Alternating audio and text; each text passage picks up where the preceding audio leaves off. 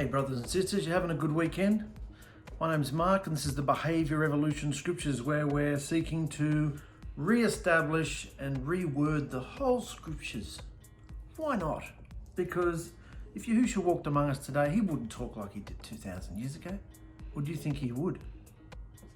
I mean, the covenant's still the same, the blood covenant, but the English, or the Hebrew as he spoke, today in today's colloquial language would be very different. And that's who we're talking to today, isn't it? Our brothers and sisters and friends and family and other people that Yahusha might draw or reach and want us to bring with us to the wedding feast. They have to understand the word, don't they? They have to understand the message. And remember, the only thing that was effective about Yahusha's message was his behavior. Not only was he using all the word of himself that had come before, fulfilling it, breathing life into it, but his behavior was pure. It was perfect. Like I've said, imagine walking around with him. Every day would just be a complete mind melt, total blowout, because he was perfect. He was the living word. He was the living Torah, the living water, the living bread. Come to me and you'll never hunger or thirst.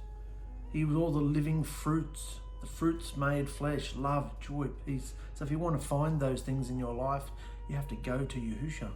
And once upon a time, you had to walk the shadows to please Yahusha. But ever since he came in the flesh and revealed himself, what did he reveal? Revealed the fact that he is the Father. He is the fulfillment. He is the embodiment of the deity head, however you want to put it. The fullness was in him. The Father and the Son was in him. That's what he came to reveal. You don't have to live the shadows anymore. Come to me. Everyone around him, all the Pharisees and Prashim and religious freaks, were just wanting to keep promoting and flogging the shadows. Hasn't changed today, has it? Look at all the religions. Look at half the Messianics and Nazarens. Look at the same. They just want to flog the shadows. And Yahusha's like, come to me. Look into my eyes. Feel the love. That's what this is all about, because he loves us so very much. The shadows are a tool, a vehicle. Remember we said last episode, wasn't that a blowout about the shadows? About the shadow of Yahusha's blood on the torture stake. And the shadows are a vehicle to get you from point A to point B. And point B being the feet of Yahusha. Once you're at the feet of Yahusha, you don't need the shadows anymore. You want to study them and read about them, and that's great, go for it. But I want Yahusha. Living, breathing intimacy every day, don't you? So this was, where are we now? Today's Sunday, and this was written Friday before Shabbat. So I have no idea what it's about anymore. So let's go through it together. It's all about the third temple. Prophecy says that the New Jerusalem is the third temple. That's interesting. What does the word temple mean? Before we go into it, what does the word temple mean?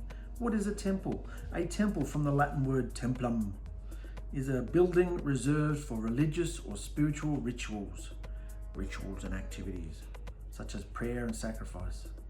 Temples typically have a main building and a larger precinct, which may contain many other buildings, or maybe a dome-shaped structure, much like an igloo. Well, we're dome-shaped structures. We've got a dome on top of our heads, don't we? Our skull is a dome. That's not the point, Mark. The nation of Israel, the Jews today, are wanting to rebuild the third temple themselves. Here on earth. But Yahusha said, I go to prepare a place for you in the 𝚹𝗼𝗻, in the portal, into his dimension, the higher dimension. I go to prepare a place for you. How can we have anything to do with that? I go to prepare a place for you. Not you prepare a place for me so I can dwell on the Ark of the Covenant. No, I'm preparing a place for you. Don't twist it around. I'm doing this. This is about me, not you. This is explained in Revelation 21 to 22, a magnificent city, the New Jerusalem, also explained as lively stones made up of his chosen loved ones.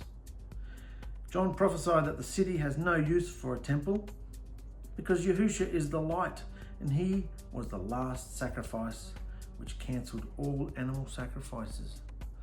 cancelled him out. You don't need to slaughter any animals anymore. The sacrifice was now him. He was the living sacrifice, the perfect offering. So he breathed life into that ordinance. The whole idea of the sacrificial system, he breathed life into it, fulfilled it, transformed it into something different. Why would you go back to the cancelled out old rubbish? It's not rubbish, but it's a shadow. You don't need it. You want the fresh stuff. Fresh stuff. You want to keep walking around in the poo and the wee and the chomping around. The sheep are just chomping around, mulching around in the same grass. It turns into dirt and swill, filthy cesspool and shit. We don't want to go on to greener pastures with Mashiach. The Jews have never been able to restore the temple or the sacrifices. Instead, they have twisted all the prophecies to say that the third temple will be built by them. They are a discarded and divorced people who no longer hold the title of the bride of Yahuwah. What does that mean? They are a discarded and divorced people.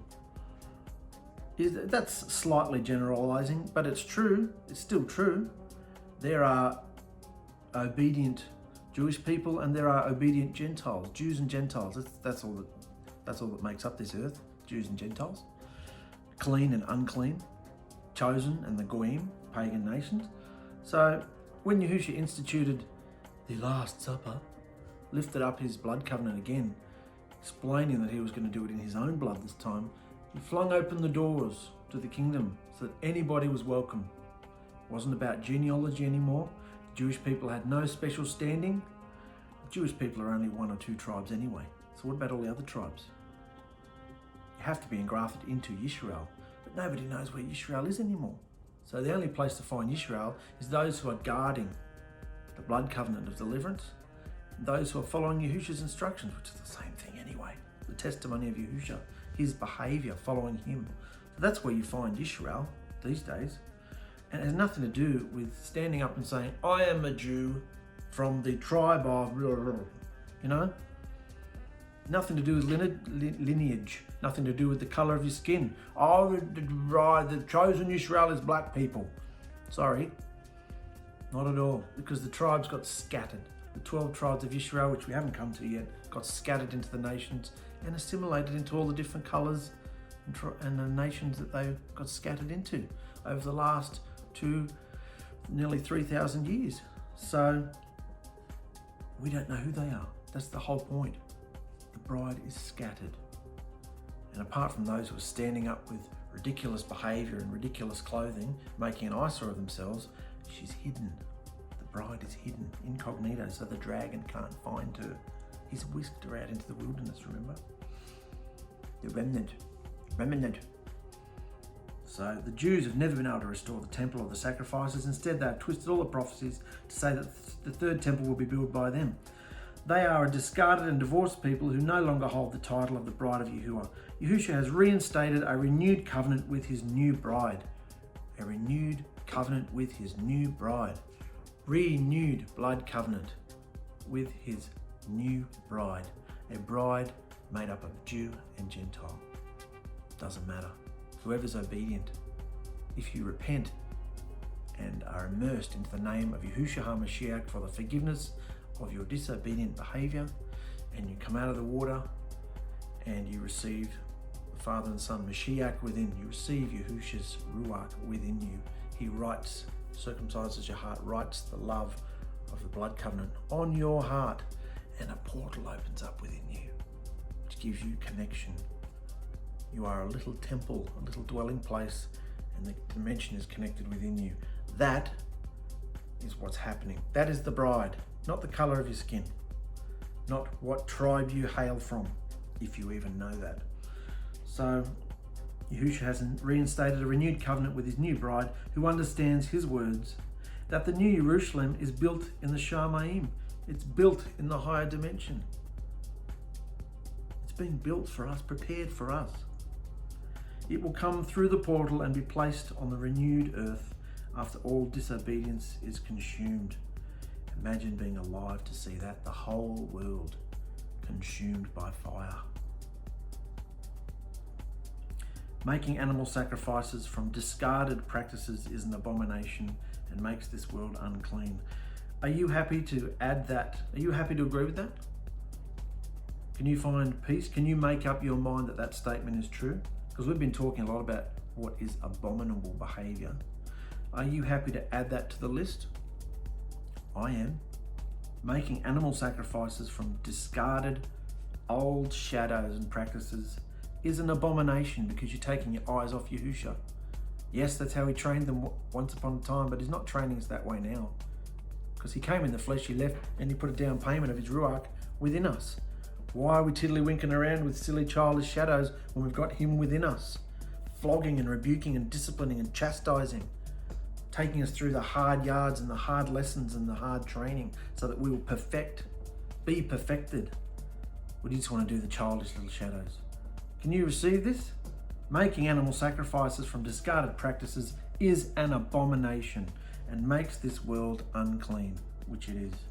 Yahusha said, your body is now the temple. Your body is now the temple. He does not want us to live in the shadows anymore. The shadows are dark. And he wanted them dark for a certain time. Now he wants us to come into the light. Will you come into the light? Can you receive this message? If you don't like me, that's fine. Can you receive the message? Stuff the messenger. Can you receive this message from Yahusha? Because it's fresh, brothers and sisters. This is coming straight from Yahusha to you. And I've never heard it being put out there like this before. And I'm not getting many people cheering and applauding the message either. What does that tell you about the state of the bride? She wants the shadows. She wants the darkness. Why do people want to stay in the darkness? Why won't people come to the light? Because their deeds might be revealed. Chew on that. So, we receive his light through the portal by his ruach, not by animal's blood, but by the blood sacrifice of Yahusha. It's all about Yahusha, guys. This is the only thing that can deliver us and cleanse us from the filth and abomination of this world. Don't be misguided by false prophecies and false priests who want your life and your money. Who want your life and your money. That's why I'm so happy to put this out there for you guys. Don't want your money. You know, it's got nothing to do with money. I've got a job. Got a job. Yahusha provides what I need. I don't need your money, so I don't have to compromise because of it either. So what about the shadows? Are you willing to come out of that? I know it's hard and we can't always do it overnight, but can you see the truth in this? Is it the last couple of years, it's just been Yahusha bringing us out of shadow after shadow after shadow, showing us that you don't have to do that anymore. I came and fulfilled it all, breathed life into it, so come into the life. Instead of the, you're pointing to the moon. Look at the moon tonight, and your little kids looking at your finger. No, don't look at my finger. Look at the moon. I'm pointing to them, and they keep looking at your finger. Why are we looking at the finger? I'll give you the finger. Why are we looking at the finger when we should be looking at what the shadows point to, which is Yahusha himself? Interesting to chew on, guys. So that was the third temple. The third temple is going to be Yahusha. Yahusha's creation, something he's designed, and it's going to be phenomenal. There's scriptures that say, come and let me show you the bride, the Lamb's wife, and he reveals the city. Well, is the city the bride, or is the city a city? Will the bride be living in the city? Or is the bride all lively stones fitted together to make up the city? How can the bride be the city and yet live in the city but be the city? But see, we don't understand that. But it's going to be phenomenal. It's going to be phenomenal. Do you want to miss it because you're too busy in the shadows? An unwise, foolish maiden without the oil? Too busy, got your head in textbooks all day than to get out and experience Yahusha. Read a bit and go and live it. Read a bit, put it in your portfolio, go into the portal, get your fruits, live your life instead of living like this in a book and you just, that's not alive. The word has to be exercised. That's what the Hebrew meaning of belief is. Believe it and do it. You can't just hold it in your thoughts and think happy thoughts about it. No. So let's go back to БАМИDBAR, and we see here that the Lewites are appointed for service. Remember, there's a census going on. A census for battle, and the tribe of Lewi were not to be included in the census because they had enough on their plate, keeping the portal open and serving the tabernacles, tabernacle to keep, put it up, take it down, travel around with it, carry it, polish it, spit and polish, look after it. They were walking around the bonfire, so to speak. They were dealing with the heat. They had to be really careful to guard their behavior. And when they camped right around the temple, the tabernacle, I should say. They camped right around it to protect people. Protect people from the tabernacle and protect the tabernacle from anybody coming in and defiling Yahusha's set apartness. So the Lewites are appointed for service. This is the family bloodline of Aaron and Yahusha, as it was recorded when Yahusha spoke on Mount Sinai. These sons of Aaron were anointed and established to serve as priests. But Nadab and Abihu died in Yahusha's presence when they stuffed around on the plonk. They were drunk, burning strange-ass incense to what he'd commanded them. And since they'd no sons, this left only Eleazar and Ithamar to serve as priests with their father Aaron. So there's our little comical picture there. Aaron, two of his sons got zapped, so he's only got two sons left, Eleazar and Ithamar. They were stuffing around on the plonk. That's what I think. That's what I think when I read the context, because 1 minute there, stuffing around in a set apart place, and in practically the next verse he's saying, do not drink wine. So Yahusha's presence, you read that. So Yahusha said to Moshe, call out the tribe of Lewi and present them to Aaron the priest to serve as his assistants, and they shall guard his duty and the duty of all the assembly before the tabernacle, performing their special duties in and around the tabernacle, maintaining all the furnishings and serving on behalf of Yisrael. And appoint Aaron and his sons to carry out the duties of the priesthood. But remember that any unauthorized person who comes too close to my tabernacle must be put to death, for I am set apart. I am electricity. Do not touch me. So understand that I've chosen the Lewites from among Israel to serve as substitutes for all the firstborns of Israel. So the Lewites belong to me. Remember, all the firstborn males are mine. For on the day I struck down all the firstborn sons of Egypt, I substituted and set apart for myself all the firstborns of Israel, both people and animals.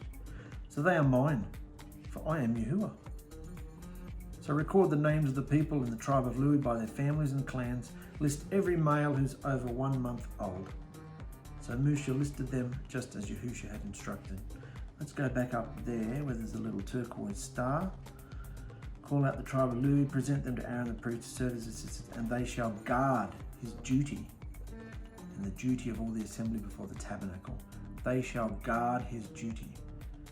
Down here in the turquoise, they shall guard.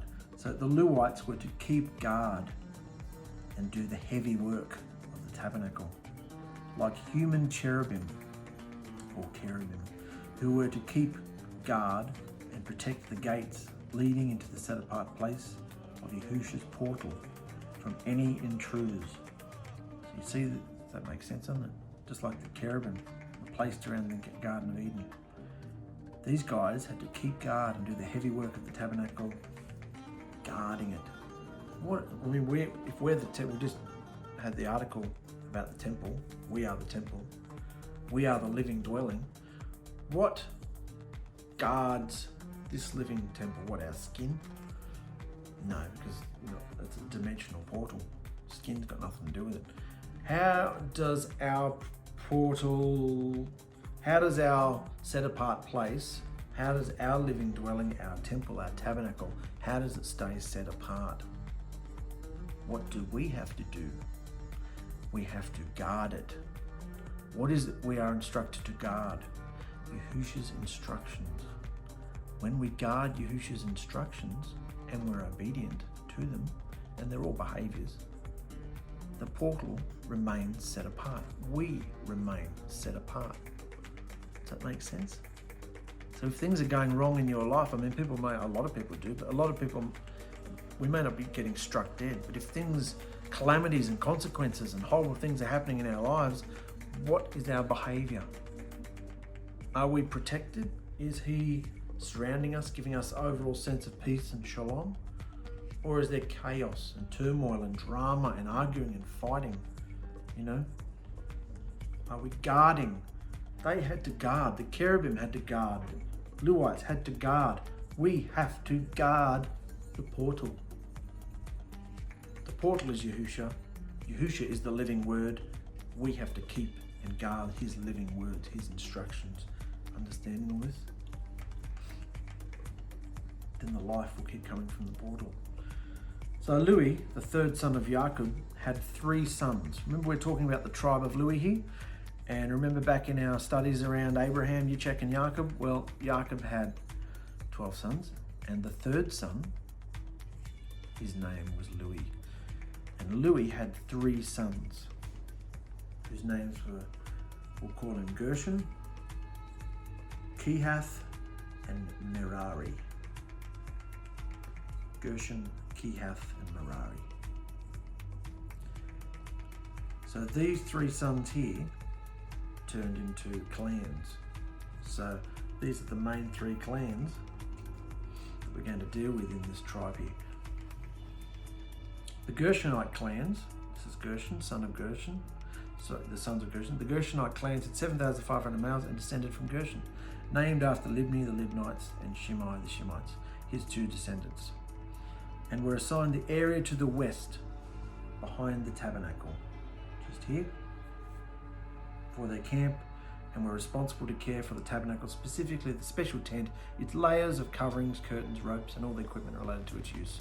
And Eliasaph was their leader.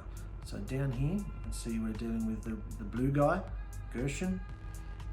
He was positioned there. And if you go further up here, I'll give you a more realistic look. Where were they? Up here. See in here, in the middle here?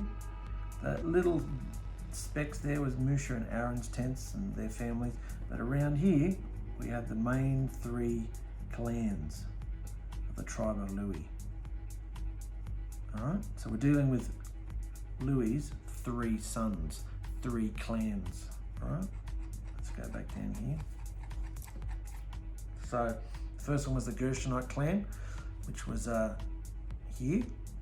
They were placed in the west, and they were in charge of this, looking after the tent, the coverings, curtains, ropes, and all the equipment related to its use. Remember, these are the outer things, the outer garments, because only the set apart people could go into the actual set apart place. Even when you're taking it down, it's Yahusha's set apart property, washed in his blood and oil, and you couldn't touch it. The high priest could only go in there one day a year. So all the construction workers, the Louis coming in to pull it down, they couldn't just walk in there and I'm coming to pull this down. No, they get struck dead. There had to be a way to do it. Instructions, which we're going to come into later. So that was the first son, the first clan. Second clan, the Kehathite clans, had 8,600 males and descended from Kehath, named after Amram, Amramites, Yitzhar, Kebron, and Uzzielites, and their descendants, and were assigned the area south of the tabernacle for their camp, being responsible for the care of the tabernacle, the table, the lampstand, the altars, and various articles in the tabernacle. So this clan is getting a bit closer. The other clan were responsible for the ropes and the pegs and the outer garments of the tabernacle. These guys are getting in a bit closer, aren't they? Because they're responsible for the care of the ark, the table, the lampstand, the altars, various articles used in the tabernacle, inner curtain, and all the equipment related to its use. It's not talking about the veil here, it's talking about the curtains. Elitzaphan was their leader. So this is the maroon guy clan, they're here. And then we've got the Merarite clan. 6,200 males descended from Merari, named after Amalek, Amalekites, and Mushites, two of their descendants, and were assigned the area north of the tabernacle for their camp, being responsible for the care of the frames supporting the tabernacle, the crossbars, pillars, bases, and all the equipment related to their use.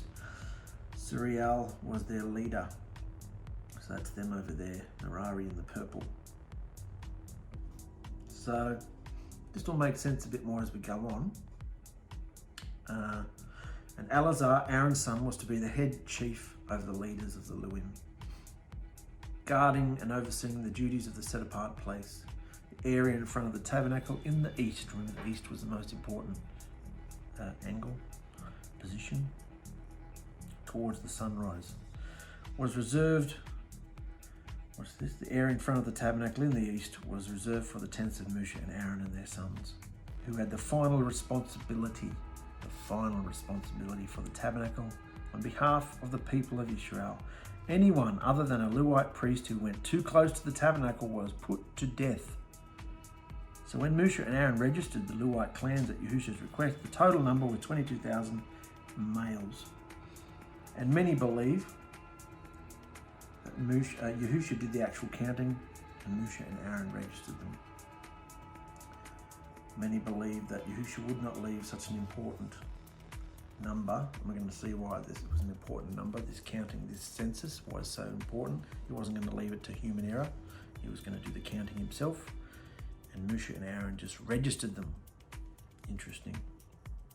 And look again, he's saying anyone other than a Levite priest who went too close to the tabernacle was put to death.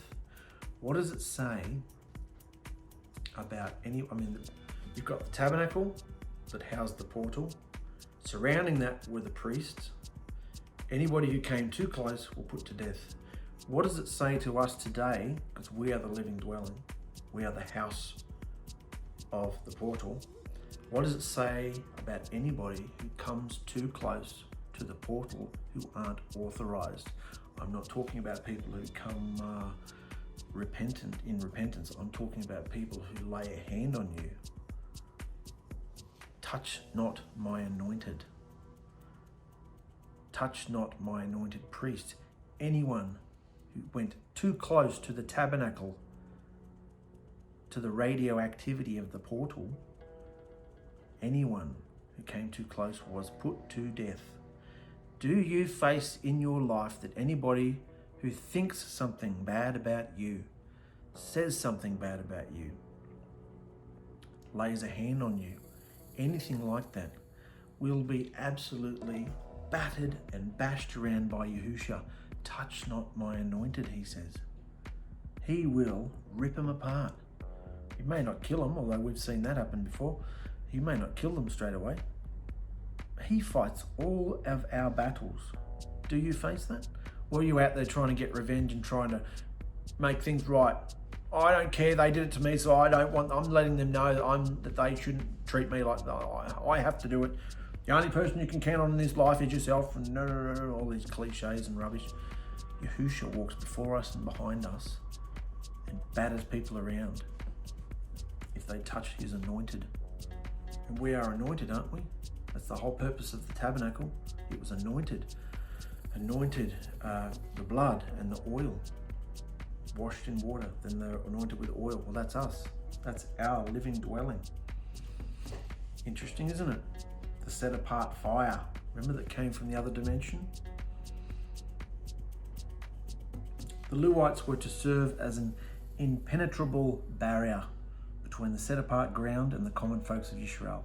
The spiritual principle being brought forth here is the importance of there being a mediator or an intercessor between Yahusha and the common citizens, which of course Yahusha has now fulfilled and breathed life into by restoring the tabernacle of Daud through his own blood, allowing direct access through the portal door of his presence to anyone from any tribe or nation who engrafts into Israel through obedience to his blood covenant of deliverance. We haven't come to Daud yet, but the difference between the tabernacle of Moshe and the tabernacle of Daud was there was no veil.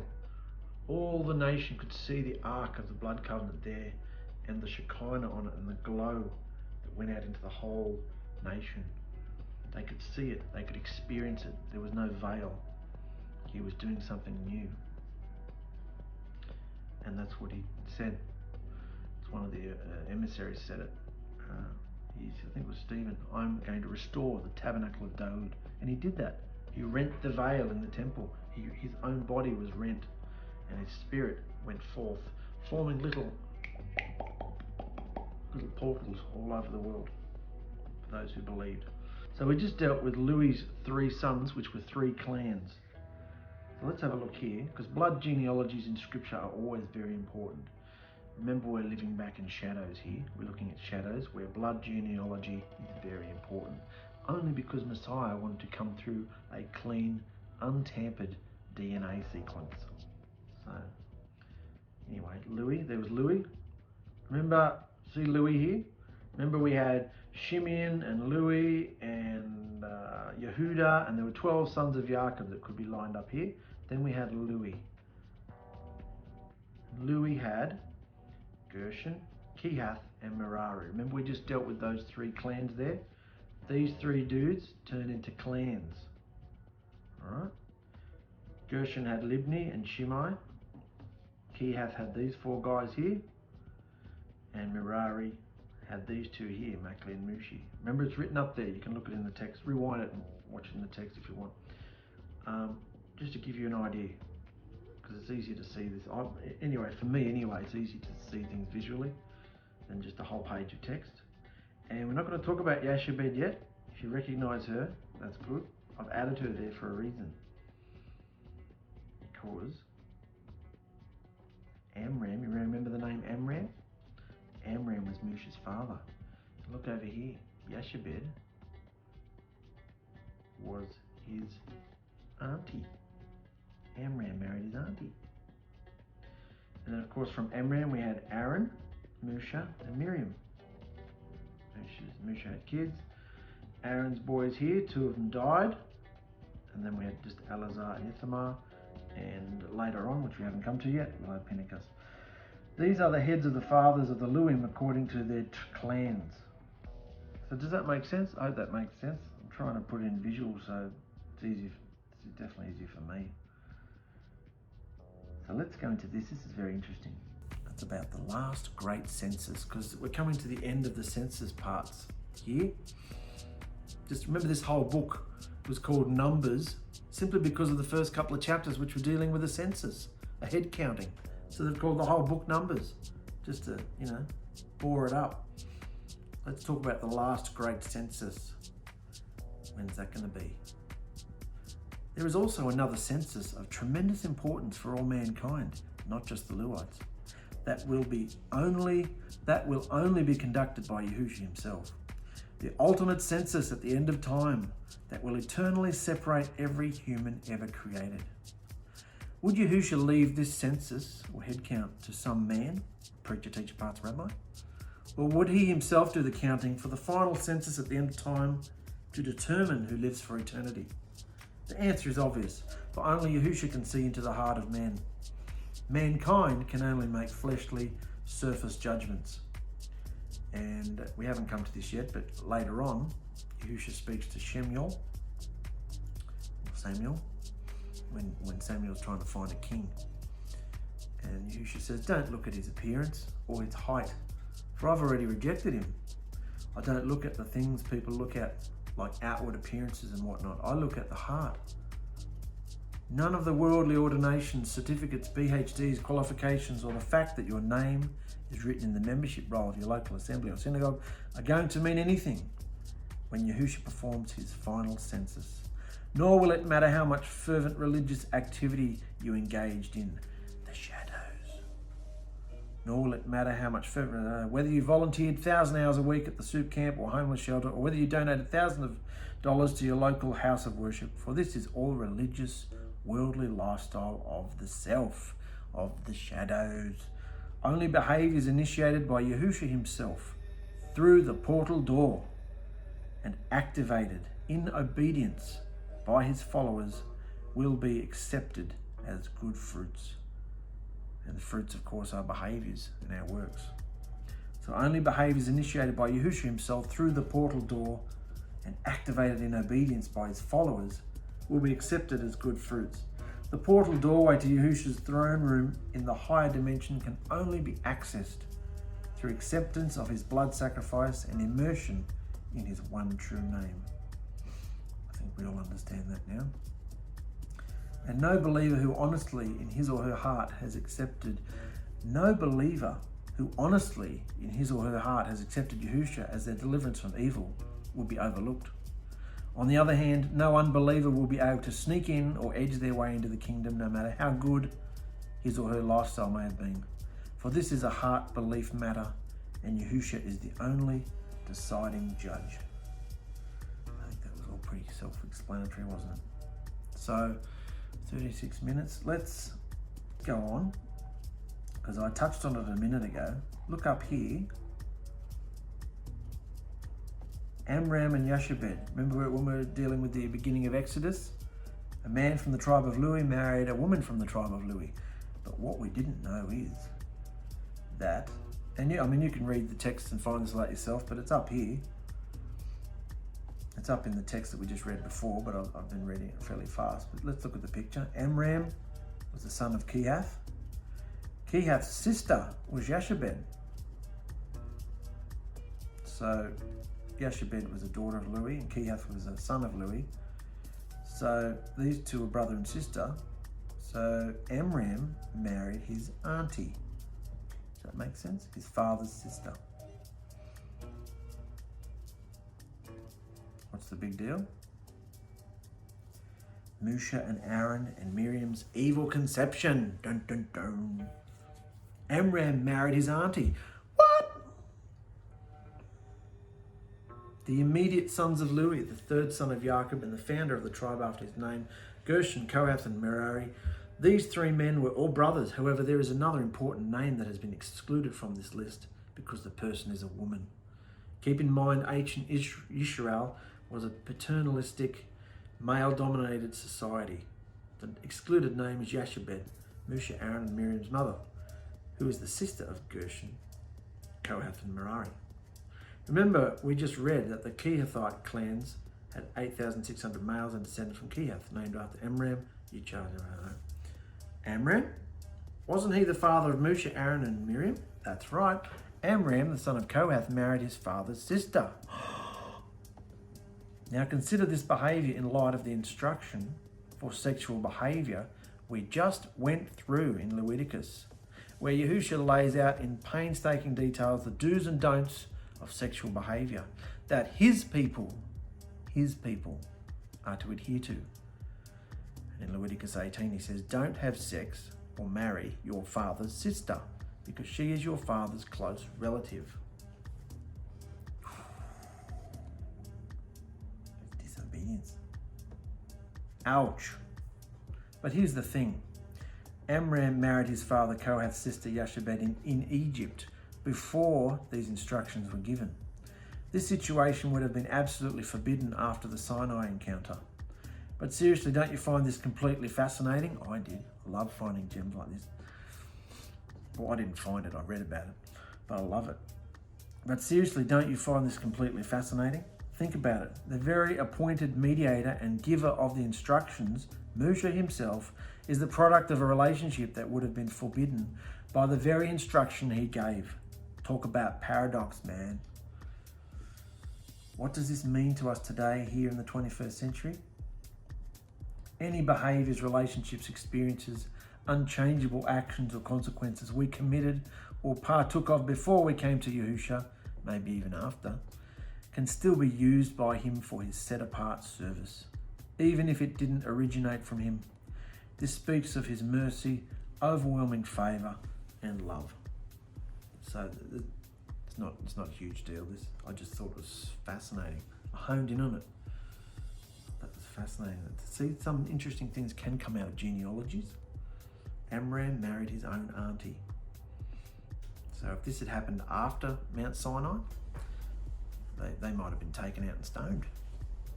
But this was before, when they were in Egypt, and there were no rules in Egypt, trust me. So they could do whatever they want. Isn't it interesting though? Yahusha can use anybody. He can use a donkey, as we're going to see soon. So let's end on this bit, guys. Practical or theoretical? Yahusha is all about practical behaviour. Unlike most Eastern religions who meditate for days on end until some nebulous, fuzzy insight dawns, accompanied with zero instructions on what specific actions to take, when Yahusha puts a plan or path in front of us, he not only gives us the resources to accomplish his will, but also provides the detailed instructions to accomplish the set-apart goal or task that will require work on our part. Yahusha, who is a spirit and a man, is incredibly practical, understands our, fleshly needs, and the practical resources and instructions we need to accomplish his instructions on earth. He is all about practical behaviours. I kind of ranted about that, I think, last episode or the one before, about get out of your room, get out of your house, and get a life. Clean up everything, polish it up, look after the things he's given you, clean your car, clean your house, have a shave, wash your hair, brush your teeth, put some aftershave on or perfume, put some nice clothes on, get out and have a life, be normal so people can see something appealing about your behaviour. If you look like a bloody eyesore, people just run from you, I've got a pamphlet about Yahusha. Would you like it? No thanks. Can you give me a peg though? Because you stink. You have chicken poo for breakfast. Wow. Anyway, we're going to leave it there today, guys. That's enough. So we started with the third temple and we finished with practical behaviour and everything else that happened in between about the Levite priesthood.